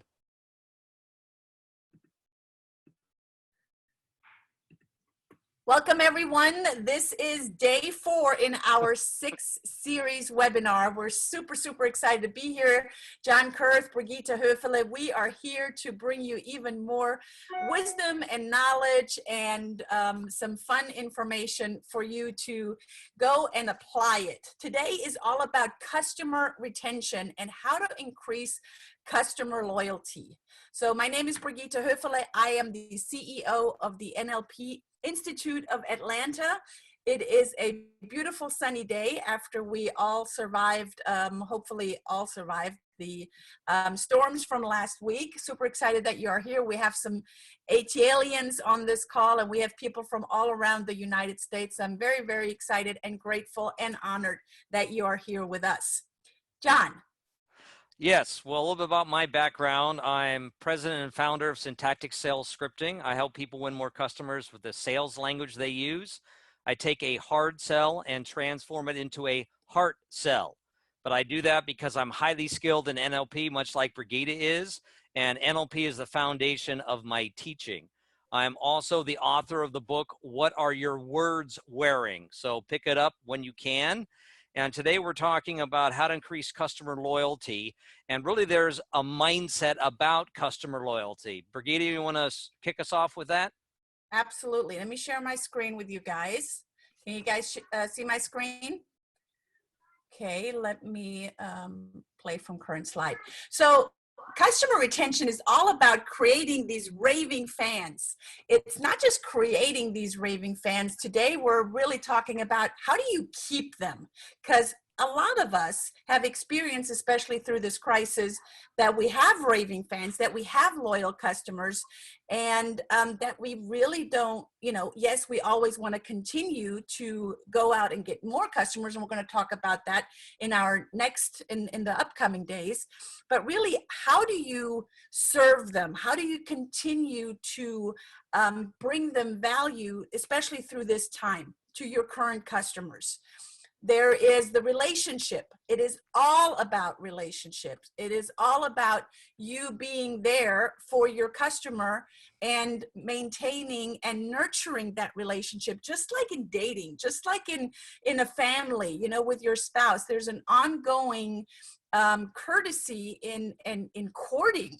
And that's what I think, and in my experience being a successful business owner, what needs to happen. Now, there are some of you guys that are in professions that it might be harder, like restaurants. How do you serve your clients if you can't serve your clients? Your product is something, or your service that you're offering, or the value that you're bringing is really something that you want to bind your customers to you, even if they cannot eat. Let's take the analogy of a restaurant. If they cannot eat at your restaurant right now, what other things are you doing to serve them? Bring them like a daily cooking show, or some fun recipes, or check in with them and do like everyone gets on a Zoom call and does cocktails together. It is something that once we come out of this, and once we're out of shelter in place and lockdown, that people are going to go, oh, this restaurant, they checked in with us daily. They gave us value. They gave us recipes. They cared for our community. They gave back. They were offering food at the food kitchen, at the soup kitchen. They were heavily involved wherever they could, and that made an impact. And that's why when I choose, and now I'm speaking from Brigitta, when I choose to go to the restaurant once we're off of lockdown and shelter in place, that's the restaurant that I'm going to. I'm not just going to go to any restaurant. I'm going to go to the one that continued to check in with me, that is heavily involved in our local community. So that is really a mindset that the business owners, and not just the business owners, it's not just the leaders. It's really, how does the leader impact and empower the people that they're working with? Because everyone is looking for something to do. Let's do something meaningful. Let's do something that really leaves a dent in the community and on a greater level. I watched, I'm a big fan of Jamie Oliver, and I watched another little cooking show of his on Instagram the other day. And anyone can do that. Anyone can, see, as a restaurant owner, do like a little Facebook Live on how to chop some vegetables and do a yummy vegetable quesadilla. I want vegetable quesadillas now. I don't know how about you guys, but from vegetable quesadillas, we're actually going to go over to eating cake. So John, over to you. Yeah, well, we're talking about customer retention strategies. It's all about relationships, but there's really 5 layers to it. think of it like a cake. So let's go on to the cake slide. There's 5 ingredients to baking a cake. We have your stories, your questions, your benefits, your offer, and your objection handling. You can use these 5 ingredients to make a chocolate cake, a bundt cake. Now we're all getting hungry for cakes. The thing is, these are the 5 key ingredients you're going to need to use for your customer retention strategy. Keep those fans raving. And of course, stories and questions are so powerful from both an NLP and a selling point of view. Brigitta, why don't you share with the listeners a little more about powerfully using stories and questions? Yes, absolutely. You know, you probably all heard it. Facts tell, stories sell. But only good stories sell. Stories that make a point. Stories that are memorable. Stories that touch not just in one representational system. Some of you might remember we've touched on representational systems: visual, auditory, kinesthetic. They must touch on all. They must be, imagine a story, and as you're listening to the story and you're connecting a deeper feeling to the story, and perhaps you're even creating a meaning to the story. Now we're tapping into the auditory digital. So make your stories not just emotional, but make them heavy on visual, auditory, kinesthetic. Now, if we want to add another layer to that, we could go into the whole bank value systems and make them very structured, make them very caring, make them fun and easy to listen to, and make them also knowledgeable, where there's information transmitted in those stories. And that's really the point that a story makes. There's also an importance of the questions, because questions steer the focus. A good coach, and some of you guys that are on this call today, a good coach will not lead you the horse to the water. It will ask you how you're getting there, because you already have the resources that you need within you. So I like for you right now in this chat box to write down "My story matters," because all of you have a story. You all have at least one story. I know you guys have tons of stories, but at least one story. And right now in the chat box, "My story matters," because truly your story matters. Yep, it certainly does. So let's pivot into the 5 different types of benefits. These are the key ingredients that, share this story, Brigitta. You're a much better storyteller and on this story. This is a fantastic one. So this story is John and I were at a large event. It's called BankaCon many years ago in Las Vegas, and we were invited to wear all white, and that's probably the beginning of a great business connection and a great relationship, John. So that's how John and I met, and we immediately, when we met, we recognized that we're 2 fellow grandmasters and that we have a lot of knowledge to bring to people. So that's why I wanted to put that picture in there. I'm glad I went back. So benefits, John. Yeah, and one of the things I like about that story, you recognize a fellow NLP master by how they sound, not how they look. We both look great in that picture, but she and I recognized immediately what are our language patterns that we're using, like, yeah, she's got it, he's got it. So let's talk about the 5 different types of benefits that are some of the key ingredients for your cake. First is tangible benefits, things you can touch or feel or measure. Second, intangible benefits. These are emotional benefits. And emotional benefits are far stronger than tangible. You need to use as many of them as you can, especially in times like these. You need the emotional benefits: community, trust, peace of mind, all those things. Third, the benefits of taking action. People will buy today if you give them a reason to buy today.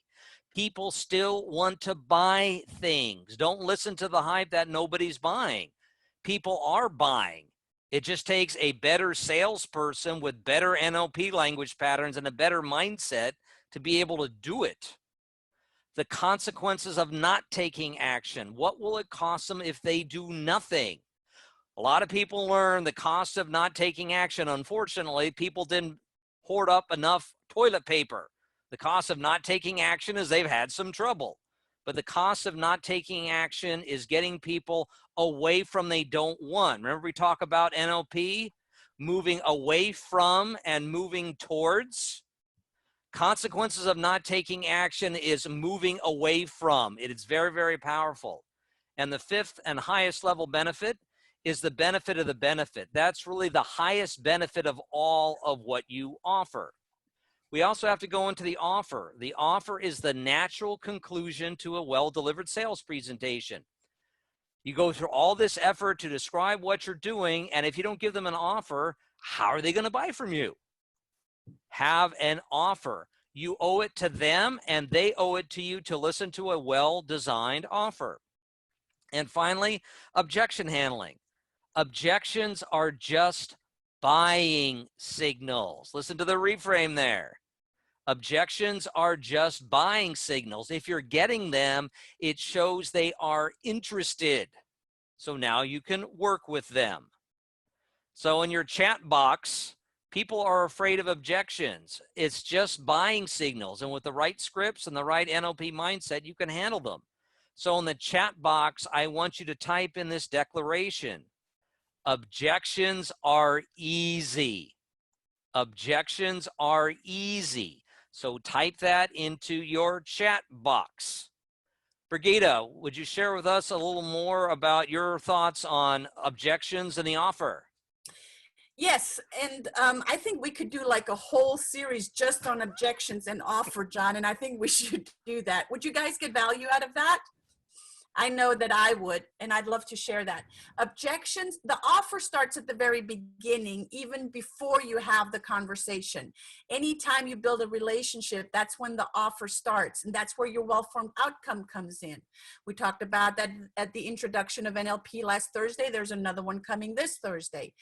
The objections only come from when you are not asking the right questions and when you are not really listening to what the person is saying. If you're really in tune with how the person stores information that you're talking to and on which representational system they are operating in, then that will also allow you to start listening for objections and start addressing them before they even come up. Let me say that again. When you start really being in tune with the listening, you can handle objections before they even come up. And that really, that's a skill that you learn going through the NLP program. That's a skill that you learn becoming an NLP practitioner, going through the ongoing courses that John and I do. That is a skill that you will learn by practicing and by applying what we're teaching here in these free classes and in the ongoing classes that we're delivering to you. So tomorrow, we're actually going to go into customer reactivation, and this week is all about the customer. So make sure that you're on tomorrow for customer reactivation. John, do you have any last words? Well, customer reactivation is reactivating the members of your tribe. If someone bought from you once, that's the biggest hurdle. It doesn't matter if it was a $20 product or a $2,000 product. It doesn't matter if they bought from you 2 months ago or 2 years ago. You can re-engage them and reactivate them into becoming paying, buying customers again. This is another one of your key strategies that you have to implement now. Awesome. I'm going to stop sharing. Guys, it was wonderful. As always, we never have enough time to share everything with you. And these are bite-sized, but boy, are they rich bite-sized courses that we're delivering to you. We're going to do more of them, so stay tuned. So thank you guys for being on. John, thank you as always. It was fun. Great seeing all of you. Bye. Bye-bye. Well, welcome everyone. So great to see you, everyone. There are new faces and there are familiar faces. Thanks for tuning in. Today's all about customer reactivation strategies, how to win them back.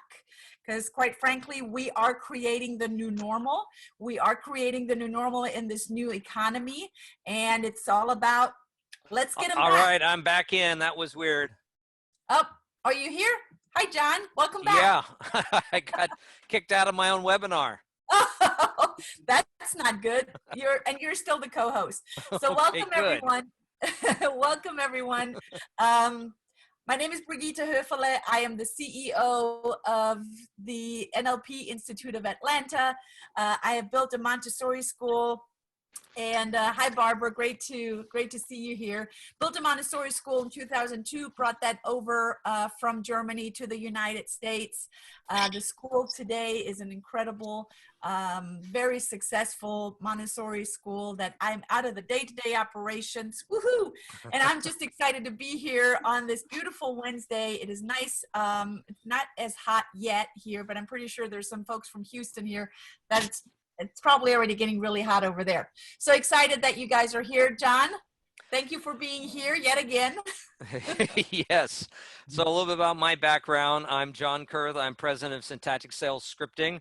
I'm highly trained in neuro-linguistic programming, and I'm the author of What Are Your Words Wearing? So part of my content is how you can win more customers and keep them coming back in an authentic way. I like to say I take a hard sell and transform it into a heart sell.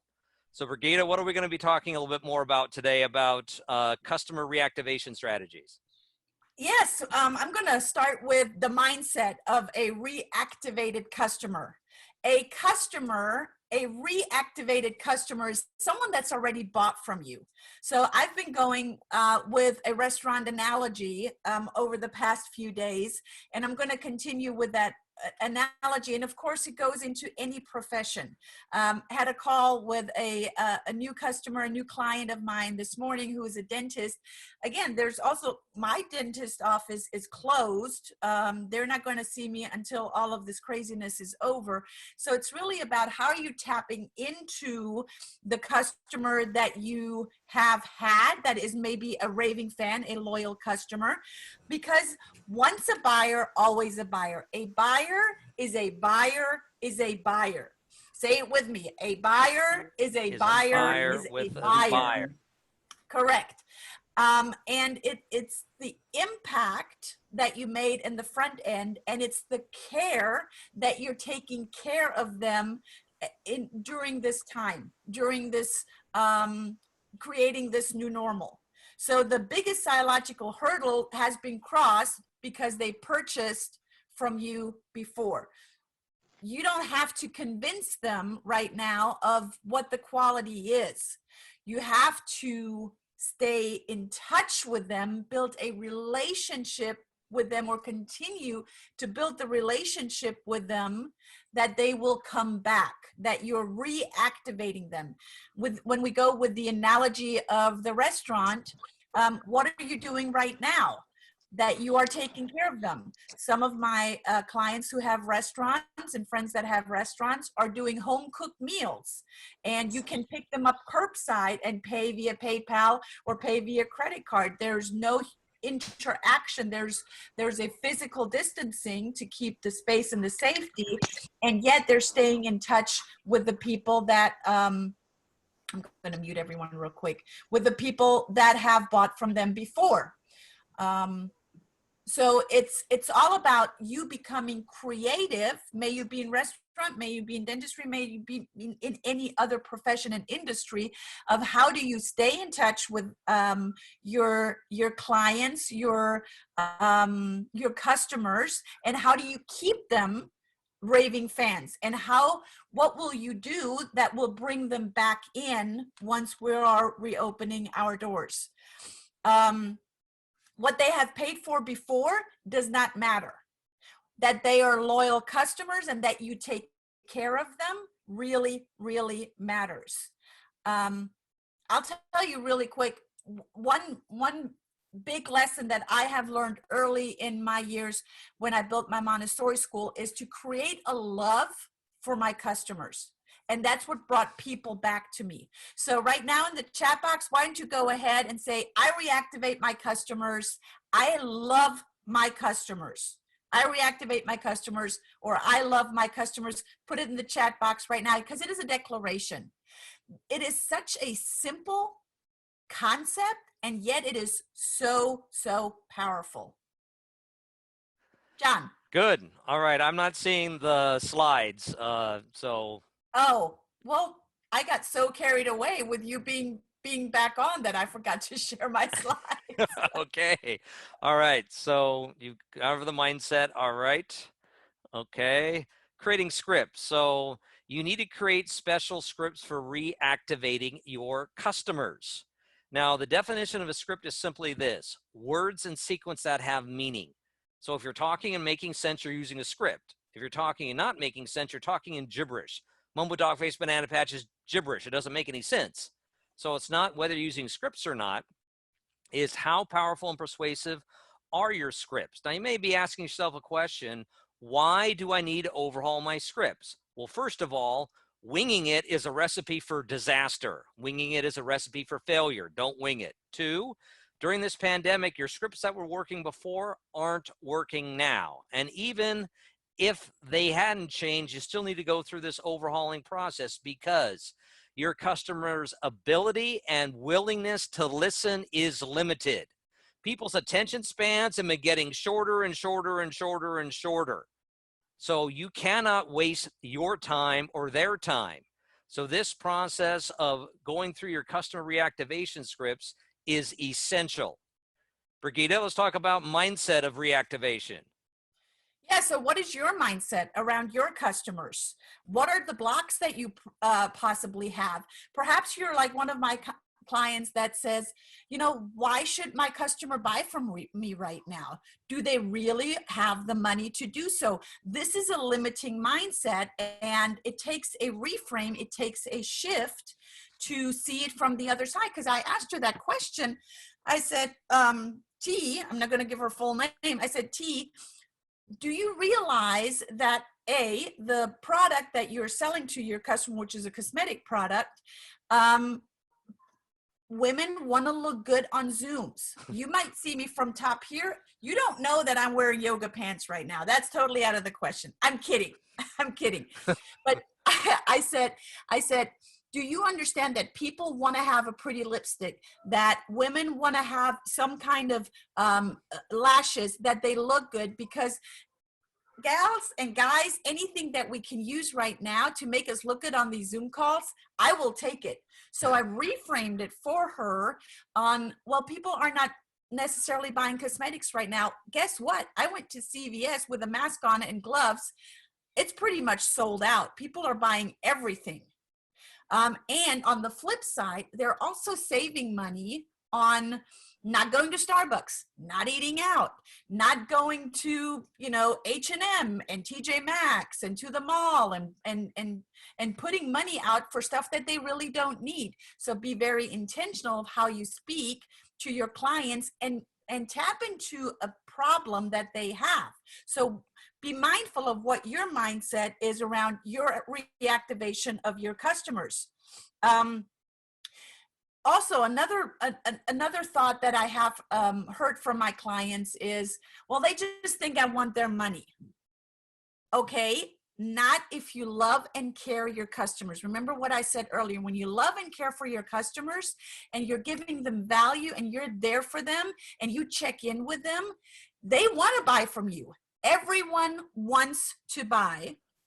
No one wants to be sold. Remember that. Everyone wants to buy. No one wants to be sold. And when you love and care for your customers, that will remove those blocks, and that will also help you shift that kind of mindset. John. Good. One other thing I'd like to add: in NLP, we talk about calibrating on behavior. You went to CVS and all the cosmetic stuff was sold out. Calibrate on behavior, which means if you're selling cosmetics, people want to look good on Zoom. So focus on that, not what you're seeing on the news, not what you're hearing the hearsay. Calibrate on the behavior of your clients. So Yes. Also part of the restructuring process or reactivation process is the top 10 sales analysis process the pros use. This is what I take my advanced clients through. This is what you need to go through right now for your business. I'll cover some of the highlights. First of all, you have to present your sales arguments convincingly and effectively. You must make your words matter convincingly and effectively, because now you need to frame your product or service as a must-have. If I'm still doing Zoom calls with my clients, and perhaps I'm a lady, I want to look good for my fellow coworkers and my clients. That is now a must-have. That's not a nice-to-have. 2, you need to list the selling points you normally use. The next part is really important. You must rank the selling points you use on a scale from 0 to 10. 0 to 10. You got to be totally ruthless. How do you rank those? Then you must list buying arguments and customer expectations from the customer's point of view. You may think this benefit that your product or service has is great. Well, you may think it that way, but what does the customer think about it?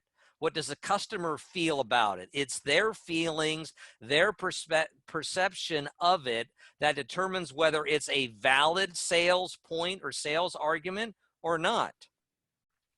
Also, you got to find out what your competitors are doing. How do you stack up against your competitor's sales argument? Well, one thing I would like to, before, you didn't have much competition. Now, since people are a little more potentially tight-fisted or a little more conservative about their buying, you are now competing against multiple competitors, even the competitor of the status quo, and doing nothing. So we have to focus on those. Those are just a couple of the key points of the 10-step sales process the sales pros use. There isn't enough time to go through all of it. It is a detailed process, but once you go through it and we guide you through it, then you've been able to craft your powerful and persuasive customer reactivation scripts that you can use going forward. Brigitta, what are some of your additional ideas on the need to overhaul your selling scripts? Yes. Remember, guys, the law of requisite variety. The person with the most flexibility controls the system. So flexibility is your friend right now. Being flexible in how you are communicating with your customers, how you are reactivating, how you are taking care of them, how you're continuing to build relationships with them, being aware of what your negative or your limiting belief might be around, do they really want to spend money on me? Start writing down some of those limiting beliefs and look for reframes. A reframe is how else can you look at this and look at an opportunity rather than a challenge. It takes practice, and a coach can help you with that, but really looking at what are the opportunities and what can you do to continue to take care of your customers so you reactivate them right now and as we are moving forward. And everything that we have talked about today, like John said, there's not enough time in 15 minutes. However, we do have other courses that we're going to go deeper into those strategies. And specifically, John is going into I'm flexible, John, Tom, I'm co-hosting it. Right? The top 10 sales analysis that he just went through. So I'm super excited about what's ahead. Tomorrow, we're going to talk about the customer acquisition strategies for the new economy. So you definitely don't want to miss that one. And I want to invite you to stay open of what's about to come, to continue to learn, to continue to pour into yourself, to continue to invest in yourself, and to share what you have learned with others. Bring them back, bring them onto our next courses and our next classes. And as I said, follow us on Facebook, follow us on Instagram. You're welcome to touch base with us on the NLP Atlanta Instagram and Facebook page. There were some great questions that people are having, and I'm having some conversations with you offline via email. So again, thank you for being here. This was it for today. John, any last comments? No, stay tuned. This is the process that we're sharing with you is going to help you thrive in this new economy. So tune in tomorrow, be open to more of the learnings and what else is coming. Absolutely. And I'm trying to stop sharing my screen. Let's see if I can make that work. Yes, so customer acquisition is tomorrow. And for some reason, there we go, there we are. Awesome. Thank you so much for being here today. I will see you tomorrow, same time, same place. Bye now. Are here, y'all. I am live here from Atlanta, and I am excited to yet again bring you, I'm going to close this window so I'm not getting sidetracked, bring you 6 out of 6 today. We've had such incredible feedback from people. We're so excited that you are here. We're excited that you brought other people in, that there's still people coming into our Zoom room right now. Before I get started, please have something to write with and something to write on to make sure that you are taking notes, because we're going to go, I see you guys, I see you, because we're going to go fly through information yet again. My name is Brigitta Höfele. I'm going to mute, if you guys are not muted yet, go ahead and mute yourself. Maybe I'm just going to mute all. Why don't I do that? And then I got to unmute John Kurth again. Super. Are you glad that I unmuted you, John? Yeah. I'm excited to be here with you guys. We've received so much great feedback from you that have been watching, and some people just found our email in their spam today, and I'm glad that you are here. Please share. I'm going to continue to share with you whatever we have on our Facebook group. And I'm also going to try to share it somehow on Instagram. Instagram is not as easily shareable, but Facebook, NLP Atlanta is definitely the place to go. We're going to jump right into it. We have another content-rich about 20 minutes today. So let's buckle up. Let's get started. My name is Brigitta Höfele. I am the CEO of the NLP Institute of Atlanta.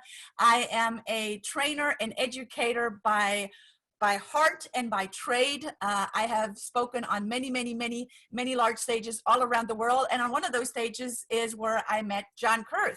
John, Yeah. Thanks for being here. Thanks for being here as well. I'm enjoying co-hosting this. I'm John Kurth. I'm here in Los Angeles. I'm the founder of Syntactic Sales Scripting. I help people win more customers with the scripts they're going to use. I'm also highly trained in NLP, a grandmaster. And also, I'm the author of What Are Your Words Wearing?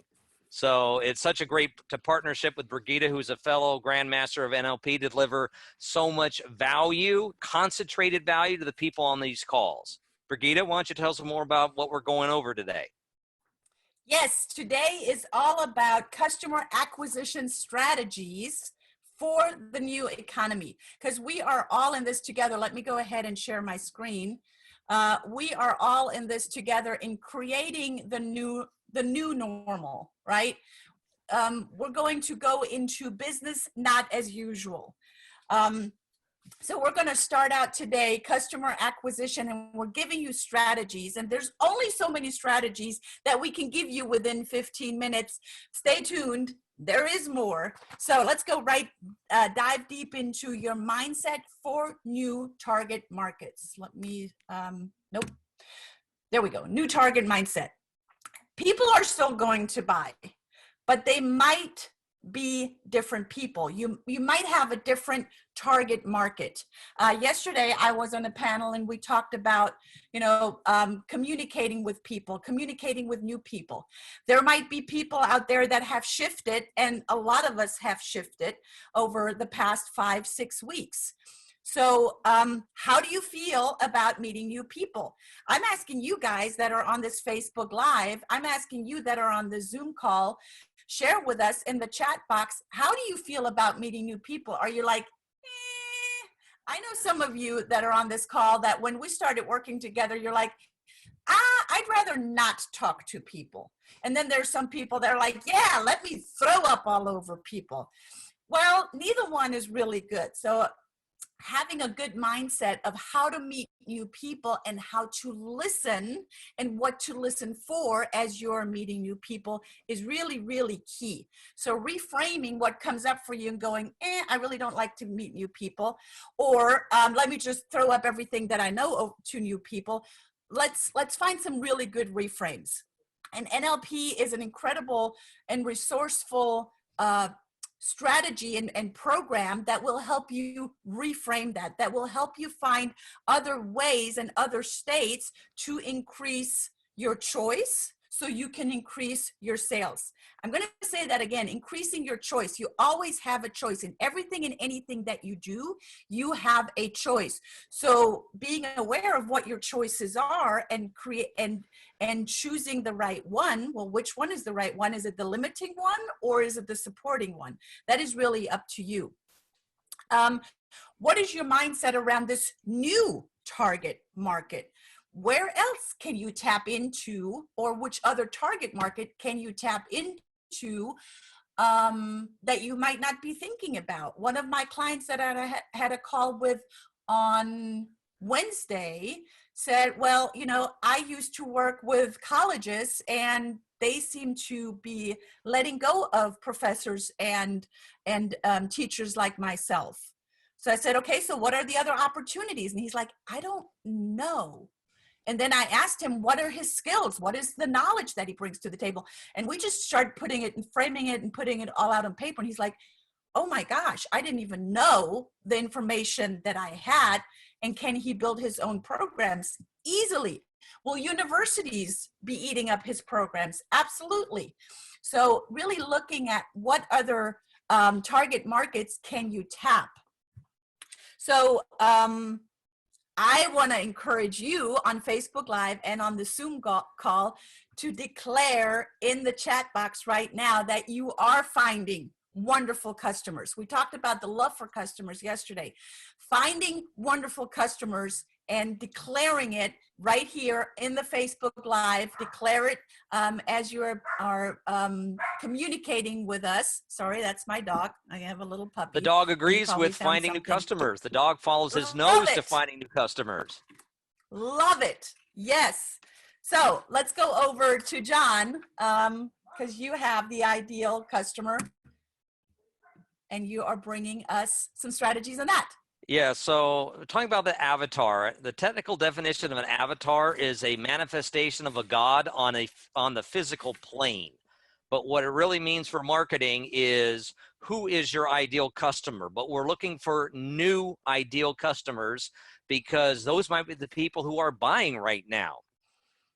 So within the avatar, you need demographics. That's age, single, married, divorce, kids, no kids, number of kids. Psychographics is very important. Psychographics is more about how they think, but that might be the level of college education. It could be affinity groups. What groups do they belong to? Are they teachers? Are those engineers? Those give us clues on how that group thinks. Those are psychographics. And when you think about it, Meetup is all about psychographics. People have shared affinities, share hobbies, they congregate.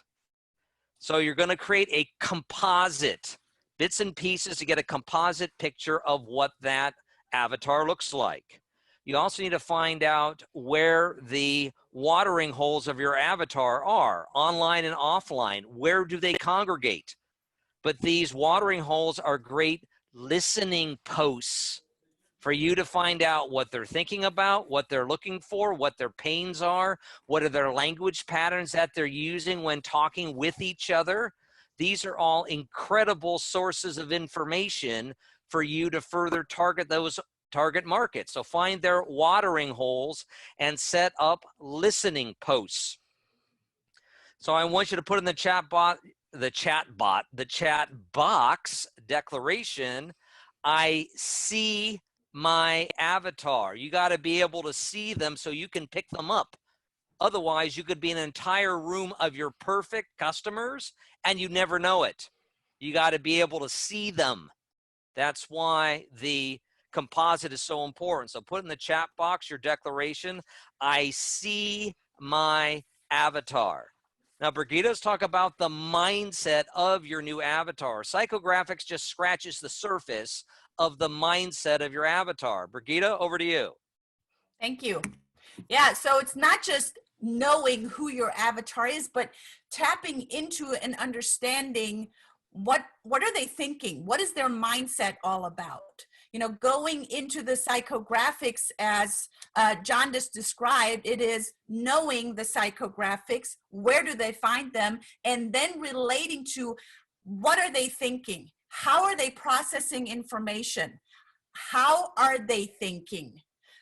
Moving away from, it is an orientation from not moving away from, but moving towards to. So really relating to those groups, relating to their representational systems. Remember, we talked about representational systems. Are they more visual? Are they more auditory? Are they more kinesthetic? Or are they really all in their head and they're really, really great thinkers? They're auditory digital. Like John is our picture book auditory digital right there. Are they more knowledge? Value driven? Are they more blueprint, very structured? Are they more action, ready, fire, aim kind of person? Are they more the caring kind of person? So really, when you are becoming very clear on who your avatar is and tapping into their mindset, you can speak to them either verbally or in written word very clearly and very intentionally, and you can go in and be very purposeful and intentional as well.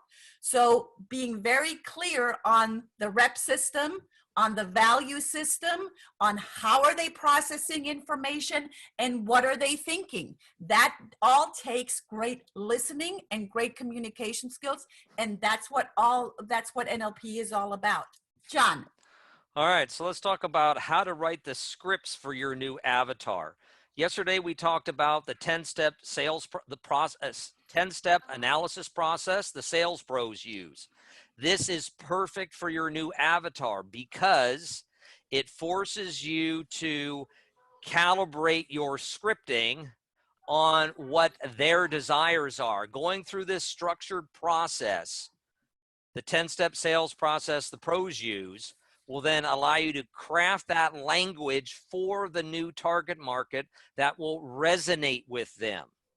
You also want to craft a composite picture. So if your target market is the soccer mom, you're going to have a picture of a soccer mom in front of a white Dodge minivan with 2.3 kids, a Starbucks cup of coffee in her hand, maybe in front of a 1-story or 2-story house, and there's a park nearby, and you're going to give that target avatar a name.